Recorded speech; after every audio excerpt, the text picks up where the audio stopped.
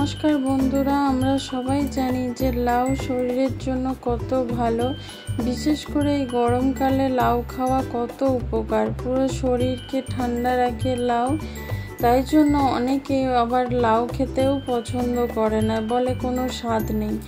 বন্ধুরা, একবার এইভাবে বানিয়ে দেখো। যারা লাউ খেতে পছন্দ করে না বা ভালো লাগে না, তারাও কিন্তু চেটেপুটে খাবে। আমি সুস্মিতা রান্নাবান্নায় স্বাগত জানাচ্ছি। ভিডিওটা প্রথম থেকে লাস্ট পর্যন্ত দেখার অনুরোধ রইল।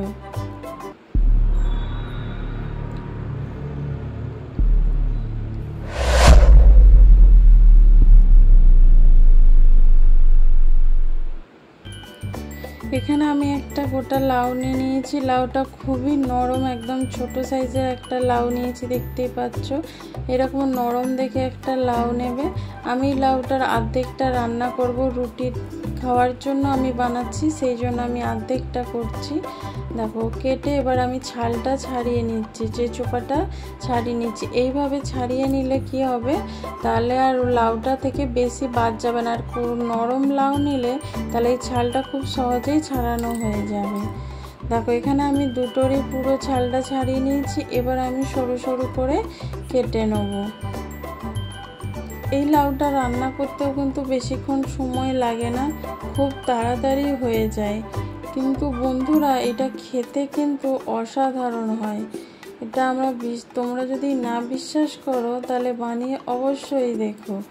দেখো, এরকমভাবে আমি সরু সরু করে কেটে নিচ্ছি। তোমরা যেরকম পছন্দ তোমরা কিন্তু সেরকমভাবে কেটে নিতে পারো। আমি এরকম সরু সরু করে পুরো লাউটাই কেটে নেব। এবার এখানে গ্যাসেতে কড়া বসিয়েছি, সর্ষের তেল দিয়েছি। তেলটা ভালো করে গরম হয়ে গেলে এখানে আমি কিছু বড়ি ভেজে নেব। আমি বিউলির ডালের বড়ি নিয়েছি, তোমাদের কাছে যে বড়ি আছে সেই বড়ি নিতে পারো। নিয়ে বড়িটাকে একদম লাল লাল করে ভেজে নিতে হবে। দেখো, বড়িটা আমি পুরো লাল লাল করে ভেজে নিচ্ছি। এই তরকারিটা তোমরা ভাত, রুটি, পরোটা যে কোনো জিনিসের সাথে কিন্তু খেতে পারবে। এটা এতটাই অসাধারণ লাগে। বড়িটা আমি লাল লাল করে ভেজে নামিয়ে নেব। দেখো, বড়িগুলো এখানে লাল হয়ে গেছে, দেখতে পাচ্ছ। এবার আমি নামিয়ে নেব। যেই তেলটা আছে সেই তেলের মধ্যে একটু গোটা জিরে আর একটা শুকনো লঙ্কা ভেঙে আমি এখানে দিয়ে দিলাম। ভালো করে ভাজা ভাজা করে নিতে হবে। এখানে ভাজা হয়ে গেলে এখানে আদা আর কাঁচা লঙ্কার পেস্ট আমি দিয়ে দিচ্ছি। একটু আদা আর দুটো কাঁচা লঙ্কা পেস্ট করে নিয়েছিলাম, নিয়ে এখানে ভালো করে দিয়ে কষিয়ে নিচ্ছি, যাতে আদা আর কাঁচা লঙ্কার কাঁচা গন্ধটা চলে যায়। দেখো, খুব সুন্দর। এর মধ্যে কোনো বেশি মশলাও যাবে না, একদম কম মশলা দিয়েই কিন্তু রান্নাটা করে নিতে হবে। দেখো, মশলাটা খুব সুন্দরভাবে কষানো হচ্ছে। এবার এর মধ্যে একটু গুঁড়ো মশলা দেব, হলুদ গুঁড়ো, পরিমাণ মতন হলুদ গুঁড়ো দিয়ে দেবো, আর দেবো একটু জিরে গুঁড়ো। ব্যাস, এই তরকারি কিন্তু মশলা হয়ে গেল। এতে আর কোনো এক্সট্রা মশলা দেব না। দেখো, একটু দিয়ে দিলাম জিরে গুঁড়ো, দিয়ে আবারও একটু জল দিয়ে মশলাটা ভালো করে কষিয়ে নেব, যাতে কড়াতে লেগে না যায়, সেই জন্য আমি অল্প করে জল দিয়ে দিলাম। দিয়ে এবার খুব সুন্দরভাবে মশলাটা কষিয়ে নিতে হবে। আমি এখানে গুঁড়ো লঙ্কার ব্যবহার করলাম না, যেহেতু কাঁচা লঙ্কা দিয়েছি। তোমরা চাইলে কিন্তু এখানে গুঁড়ো লঙ্কা দিতে পারো, আমি গুঁড়ো লঙ্কা এখানে ব্যবহার করলাম না। দেখো, মশলাটা খুব সুন্দরভাবে এখানে কষিয়ে নিচ্ছি। এখানে কত সুন্দর কষানো হয়েছে, দেখতেই পাচ্ছ। পুরো একদম তেল ছেড়ে দিয়েছে মশলাটা। এবার এর মধ্যে দিয়ে দেবো কেটে রাখা লাউ। যে লাউগুলো আমি সরু সরু করে কেটে নিয়েছিলাম, সেই লাউটা এখানে দিয়ে দিলাম। দিয়ে এবার মশলার সাথে খুব ভালোভাবে আমি একটু কষিয়ে নেবো লাউটা। লাউয়ের মধ্যে কিন্তু কোনো এক্সট্রা জল দেওয়ার দরকার নেই। লাউ থেকে যে জলটা বেরোবে তাতেই কিন্তু লাউটা পুরো সেদ্ধ হয়ে যাবে। দেখো, এখানে মশলার সাথে ভালো করে কষিয়ে নিয়েছি। এবার এর মধ্যে দিয়ে দিচ্ছি পরিমাণ মতো নুন।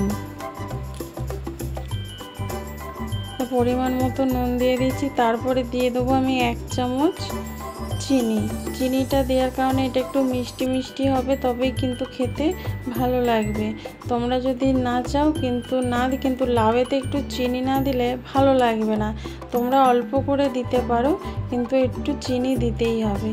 এবার ভালো করে মিশিয়ে চাপা দিয়ে রেখে দেবো 5 মিনিট, যাতে একটু জলটা বেরিয়ে যায়, লাউটা সেদ্ধ হয়ে যায়। দেখো এই সময় নুনটা দেওয়ার পরে নাড়তে নাড়তে কিন্তু জল ছাড়া শুরু হয়ে গেছে। এবার আমি চাপা দিয়ে 5 মিনিট রান্নাটা করে নেব। 5 মিনিট পর তোমাদেরকে দেখাচ্ছি। 5 মিনিট পর আমি ফিরে এসেছি, তোমাদেরকে দেখাচ্ছি। দেখো কতটা জল বেরিয়েছে, এই জলেই কিন্তু লাউটা সেদ্ধ হয়ে যাবে। দেখো একটু নেড়ে দিয়ে আমি আবার চাপা দিয়ে দেবো 5 মিনিটের মতন, তাতে কি হবে, লাউটা খুব ভালোভাবে সেদ্ধ হয়ে যাবে।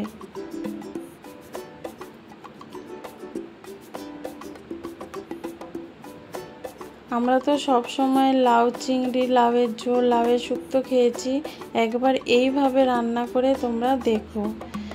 আবার আমি 5 মিনিট পর ঢাকনা খুলে তোমাদেরকে দেখাচ্ছি। দেখো লাউগুলো পুরো সেদ্ধ হয়ে গেছে। দেখো যেদিকে যেই লাউটাই দেখাচ্ছি সব সেদ্ধ হয়ে গেছে, একদম নরম হয়ে গেছে। এবার ভালো করে নেড়ে এর মধ্যে দিয়ে দেবো ভেজে রাখা বড়ি। যে বড়িগুলো দিয়েছিলাম সেইগুলো দিয়ে দেবো, যাতে ভালোভাবে সেদ্ধ হয়ে যায়।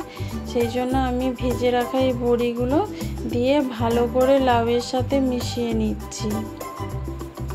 এই যে জলটা আছে তাতে লাউটাও আরও ভালোভাবে সেদ্ধ হয়ে যাবে, আর বড়িগুলোও কিন্তু সেদ্ধ হয়ে যাবে, এক্সট্রা আর জল দিতে লাগবে না।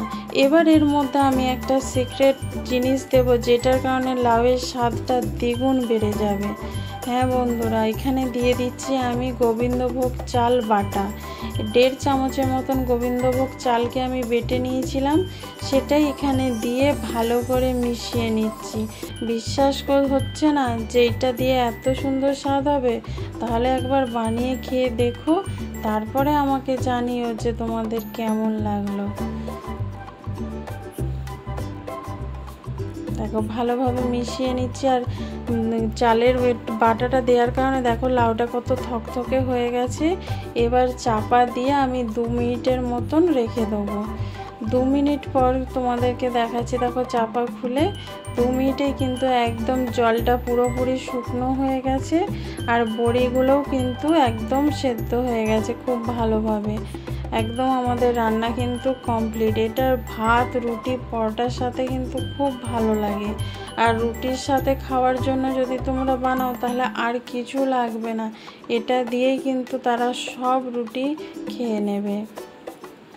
দেখো একদম দেখতে পাচ্ছ লাউগুলো একদম পুরো ঘেঁটে গেছে, গলে গিয়ে একদম ভালোভাবে খুব মিশে গেছে, বড়িগুলোও সেদ্ধ হয়ে গেছে। এবার নামানোর আগে আমি দিয়ে দেবো একটু ঘি।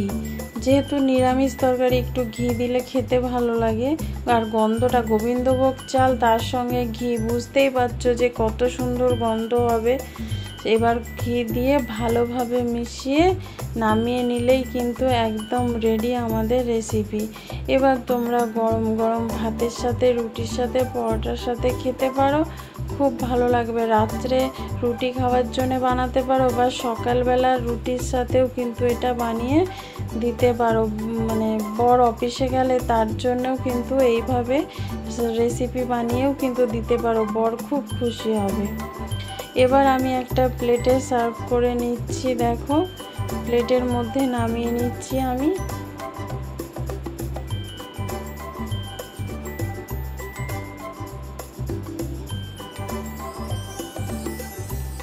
পুরো তরকারিটাই আমি প্লেটের মধ্যে রেখে নেব। দেখো পুরো রাখা হয়ে গেছে। এবার দেখতেই পাচ্ছ কতটা লোভনীয় হয়েছে রেসিপিটা। তোমরা অবশ্যই বানিয়ে আমাকে কমেন্ট করে জানাবে কেমন লাগলো। এই রেসিপিটা যদি ভালো লেগে থাকে লাইক কমেন্ট করো। যারা নতুন বন্ধু দেখছো তারা কিন্তু আমার চ্যানেলটা সাবস্ক্রাইব করে দিও। আর যারা যদি ভালো লেগে থাকে তাহলে আমার চ্যানেলটাকে সাবস্ক্রাইব করো, আর বেশি বেশি করে কমেন্ট করে জানিও কেমন লাগলো।